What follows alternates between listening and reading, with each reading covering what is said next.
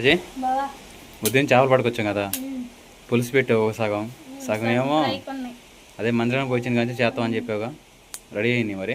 ఇంకా కాలేదు బాబా, ఫుల్ గాలి తగులుతుంది, నల్లగా వెళ్ళొచ్చులే మామిడికాయ తోటకని చెప్పేసి సరేపా.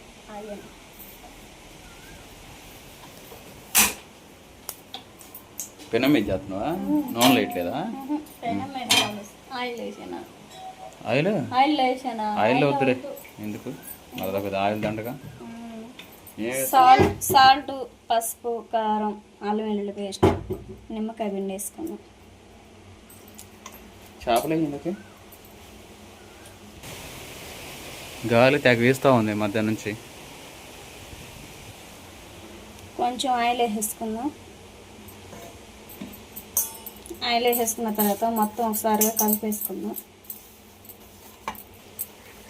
మనకి మసాలా పేస్ట్ మొత్తం అయితే ఈ విధంగా కలిపేసుకున్నాం కదా, పక్క పెనం కూడా వేడైతే ఉంది. చేప ముక్కలకి పట్టేసుకున్నాం.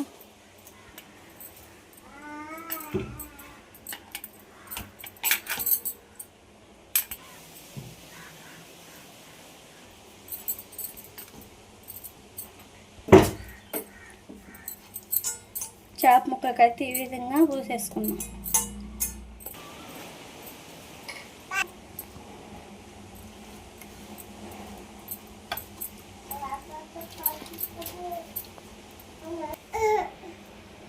చేప ముక్కలకి మొత్తానికి అయితే మసాలా మొత్తం అయితే పూసేసుకున్నాం కదా, పెనం మీద ఆయిల్ వేసేసుకొని ఒకటొకటిగా ఫ్రై చేసేసుకుందాం.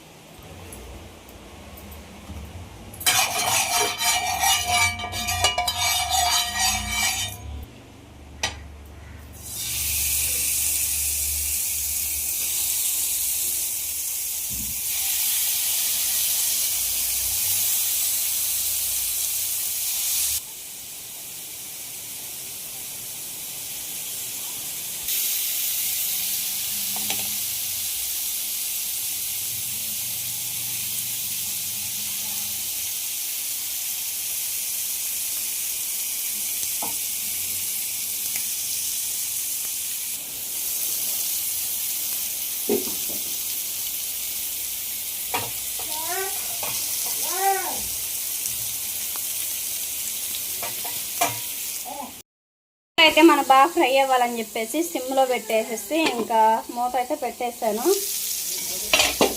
ఇవన్నీ మొత్తం ఒకసారిగా కలిదిప్పుకోకూడదు, ఇటు పక్క బాగా కాలిన తర్వాతే కలిదిప్పేసుకోవాలి.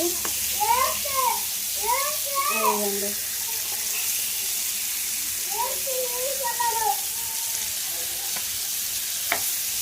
ఇట్లా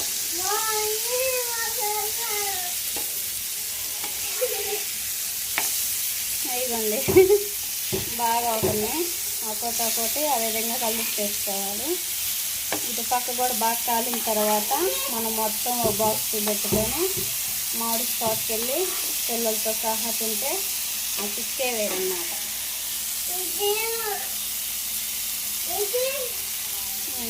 మొత్తం అయితే కలిపేసినట్టే ఇటు పక్క కూడా బాగా కాలినిచ్చేసుకున్నాం, మూత పెట్టేసుకున్నాం. మరి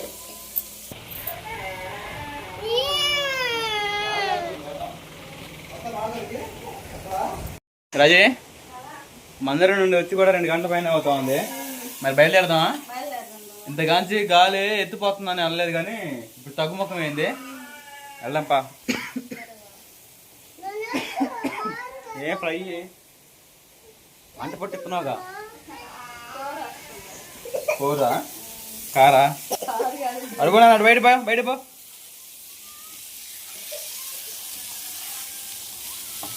మామిడి తోటలాగా ఫ్రై,